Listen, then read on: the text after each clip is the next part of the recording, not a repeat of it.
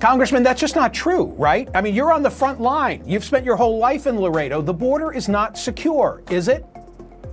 The border is not secure, without due respect to the VP.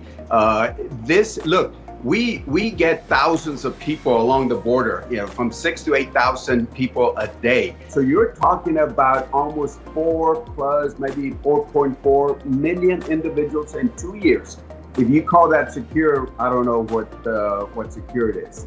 That was Texas Congressman Henry Cuellar there, declaring that no, the border is not secure. Congressman Cuellar is a Democrat, and being in Laredo, Texas means that he is at the forefront of what is happening at the southern border.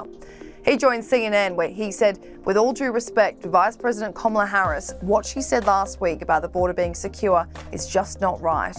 Here's what the VP told NBC News last week. We have a secure border, in that is a priority for any nation, including ours and our administration. But there are still a lot of problems that we are trying to fix, given the deterioration that happened over the last 4 years. The situation at the border is one of the biggest issues facing the United States. What it means for states that border Mexico, like Texas, California, New Mexico and Arizona, is that thousands of illegal immigrants manage to cross their lines every single day.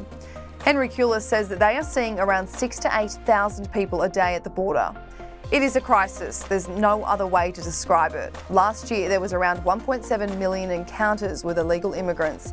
So far, in the 2022 fiscal year, there has been around 2 million encounters. Congressman Cuellar pointed out that those statistics don't even include the getaways of those who've actually made it into the country. So you can't exactly say that 4 million encounters in 2 years is secure. Now, the situation has angered Republican governors greatly, who believe that Joe Biden's administration isn't doing enough. So much so that Florida Governor Ron DeSantis sent 50 migrants by plane from Texas to Martha's Vineyard in Massachusetts. That is a very upmarket, wealthy holiday spot and was considered a political move from DeSantis. Governors had previously warned that they were prepared to send illegal immigrants to heavily Democrat cities to send some sort of message. The 50 migrants that ended up at Martha's Vineyard, a spot that even Obama owns a home at, stayed for a few days in a local church before they were taken to Joint Base Cape Cod. The Florida governor copped backlash for his actions, with some even accusing him of human trafficking. However, he claims that the illegal immigrants went there voluntarily. It's only when you have 50 illegal aliens end up in a very wealthy, rich sanctuary enclave that he decides to scramble on this. And so I think what we are doing